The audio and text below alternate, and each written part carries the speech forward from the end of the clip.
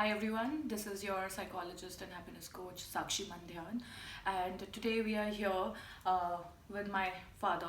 We'll be talking about learnings from Srimad Bhagavad Gita, and the concept for today is work-life balance. As we all know that as a psychologist, I've spoken a lot about work-life balance in different sessions and webinars, but today we'll be taking a new perspective, and that would be from Bhagavad Gita. We have been struggling and juggling with, balancing our work and personal life, and so I thought, why not take a new concept and understand work-life balance from Srimad Bhagavad Gita's perspective. So, Papa, does Srimad Bhagavad Gita talk about work-life balance? Work-life balance, yes, and it actually talks about work-life balance through all the 18 chapters and 700 shlokas that we find in Srimad Bhagavad Gita.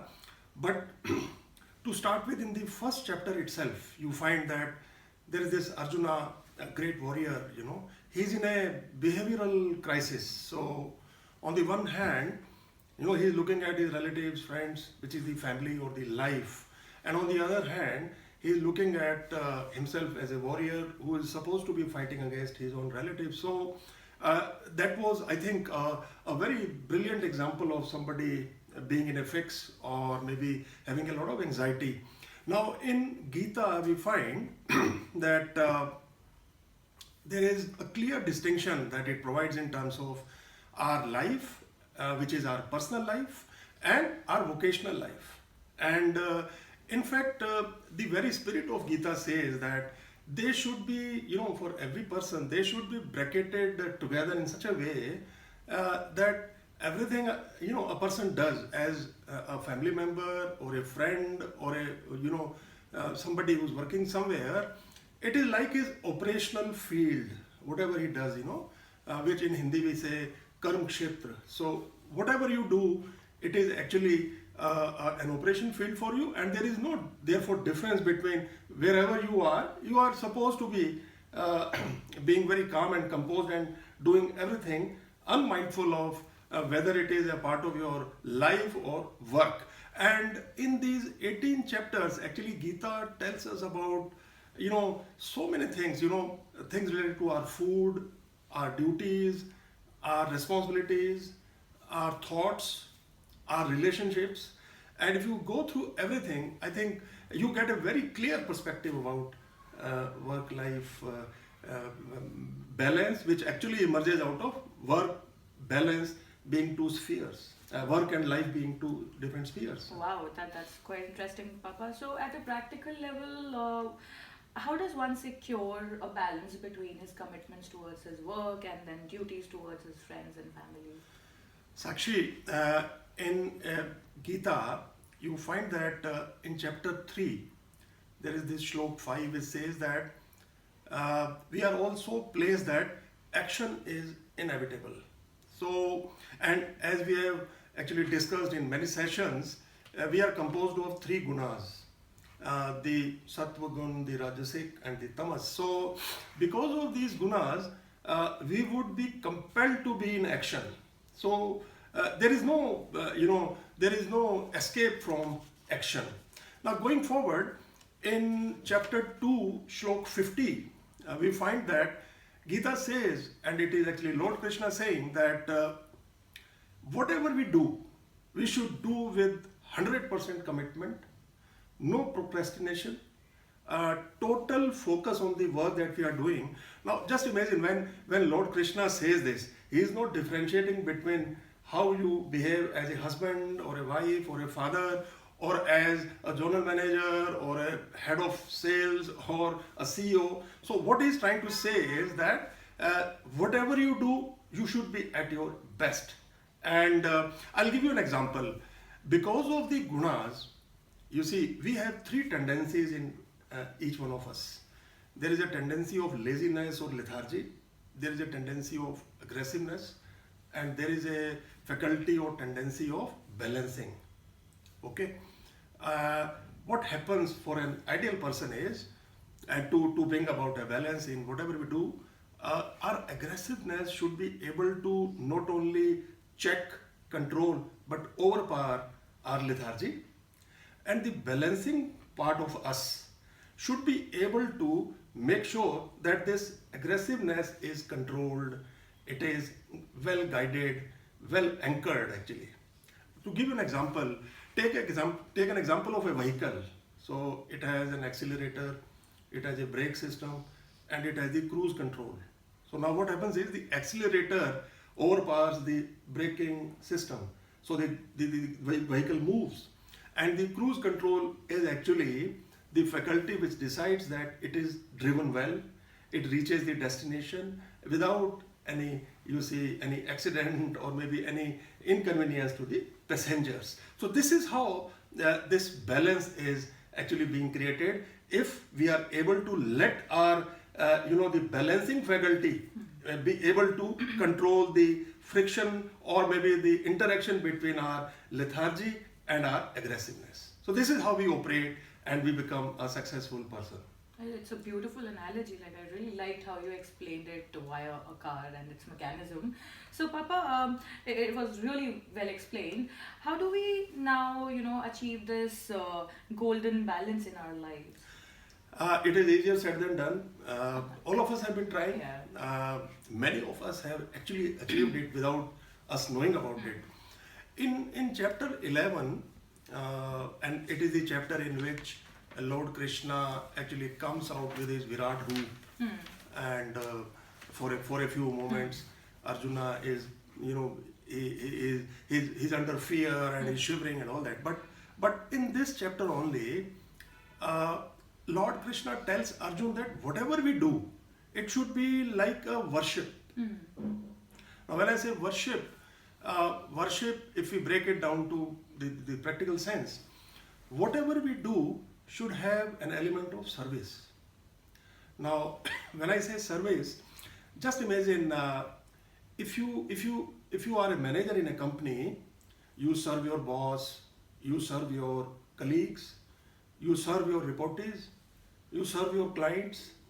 Okay, back home, you serve your wife or husband, children, parents, friends, relatives. Now, the very purpose that this element of service has been incorporated in Gita is to posit it as a golden thread, which would, one, give you a sense of purpose in whatever we do. It will eliminate any discrimination between serving something better and serving something not that good. So that discrimination vanishes.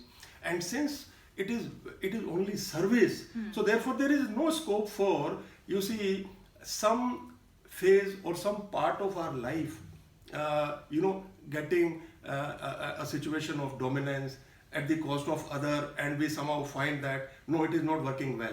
So I think this is a beautiful way of looking at how to achieve it.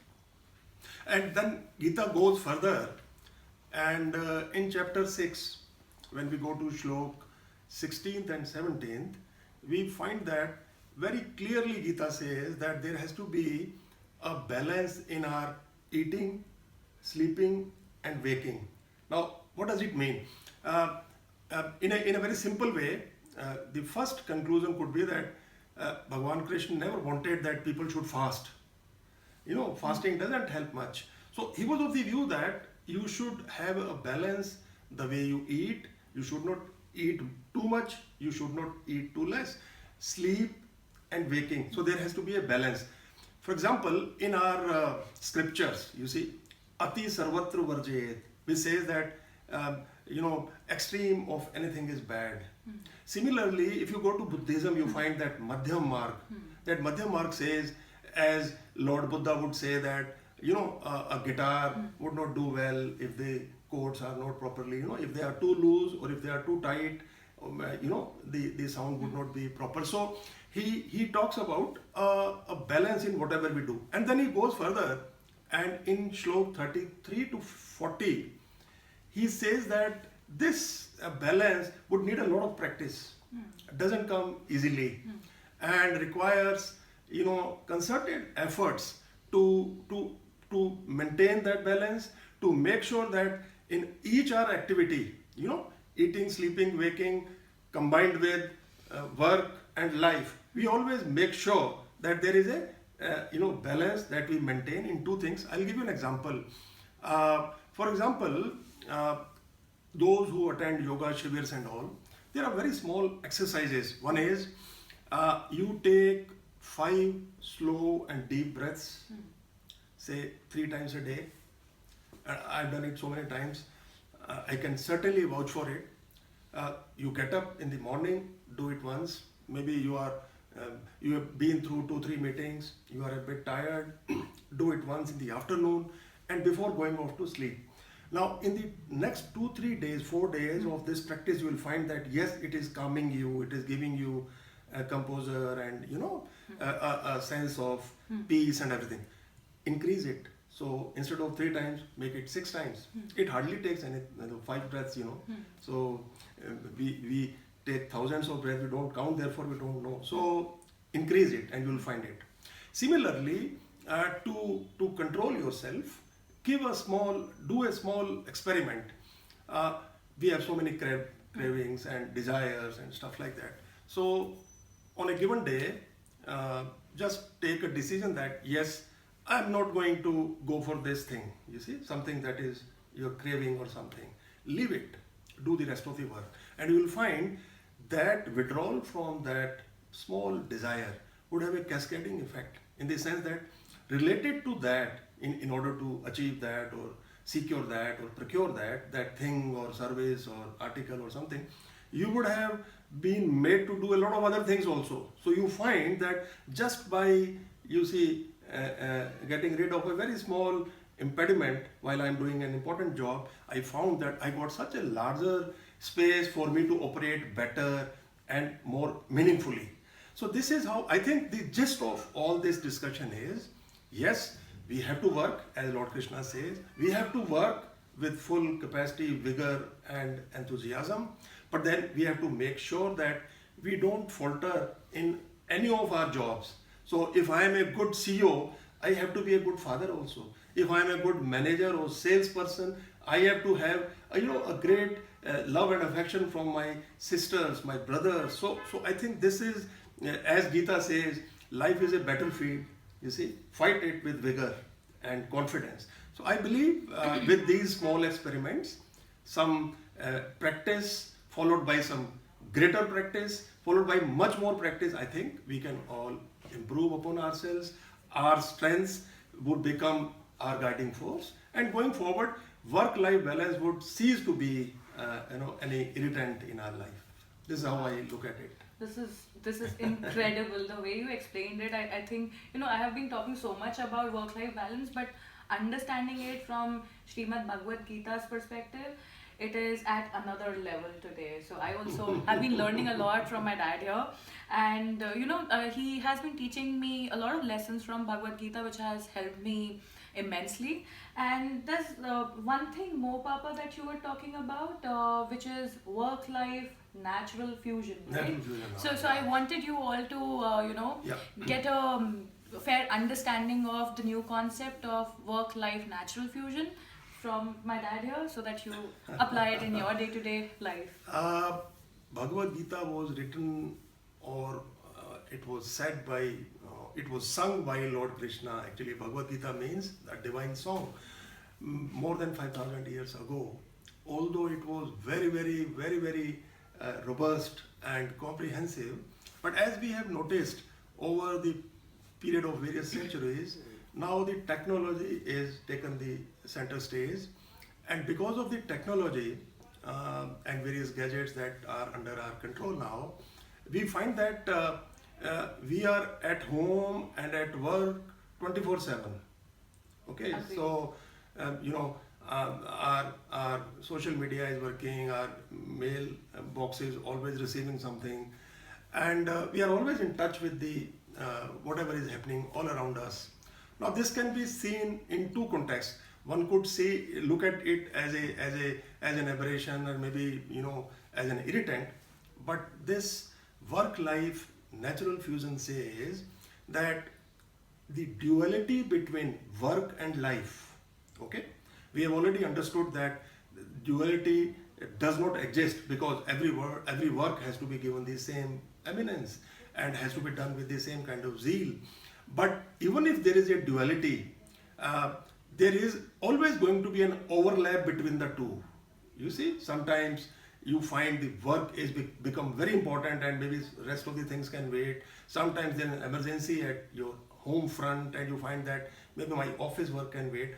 But in case you have trained yourself as a true Krishna Bhakt, as somebody who has gone through the grind that we have just discussed, practicing and maintaining balance, this aberration between the two, so-called aberration, this can become a huge benefit for you because your mind is now free from clutter. It is now not at all fickle, and you have great control of your mental faculty, and you find that even if there are two worlds, so to say, there is a great fusion between them. And when the fusion happens, when you talk about work-life balance, by very definition, you are looking at two different spheres which need to be balanced. Although when we discussed, we found there is hardly any difference between the two. But the fusion, by very definition, means that they can combine so well, because as a practitioner of great teachings of yoga and Bhagavad Gita, I am now, or any person is now in a position to actually bring these two spheres together, fuse them together, and it will give you much better results, much more happiness and contentment and success in whatever you do. So therefore this fusion is a new concept, and if I could say with my limited knowledge, it is an improvement over the work-life balance concept. And actually it is very elevating and encouraging, because by very nature it says, yes, the fusion is going to help me, provided I have prepared the foundation as we have already discussed. So going forward, this can be a huge weapon in terms of making us a successful practitioner in whatever we do. This is extremely useful, and I'm like smiling right now because learning new skills and learning new concepts take you to places, right? I humbly believe in it, and passionately believe in learning new skills, and you have been teaching me so much. And when you said with your limited knowledge, I would completely disagree with it, because he has so much knowledge that every day I sit with him for 2 hours, 1 hour, whatever time permits, and then we discuss, and I learn so much from him. And there's one major key takeaway for me personally that I take today and apply it in my day-to-day routine is, while you're working or doing any task, it's the service, the feeling of service that you have towards the task and the people around that can really get you going with your work-life balance. So it's like a great takeaway for me. And then of course the focus, the concentration that you spoke about, and especially the driving analogy where you spoke about the accelerator, and then at the same time putting the balance force to balance it out. That was like incredible. And of course the last concept is completely enlightening. So if I could say so, Srimad Bhagavad Gita is a great manual for any manager or any young executive, because it will make things appear so positive that when you move, and for any small problem you can always refer to this and you'll find a solution right there. And going forward, then it becomes very important. And one more thing, if you are in a position and have such kind of a balance, the greatest advantage would be that the people around you, this spread so fast that you would have a great advantage in building a team, because they learn from you, and such things are learned very fast. Humility is a virus which should be, I'm very sure it should be everywhere. Yes. It should spread fast, and it spreads fast when we move like this. Absolutely. So thank you, Papa, for such a wonderful discussion. I hope you guys benefit out of this interaction between us today. I have been learning various teachings from Bhagavad Gita, and I wanted you all to imbibe some of them. I hope this interaction benefits you. Thank you so much, guys. Thank you so much. Bye-bye. Hare Krishna.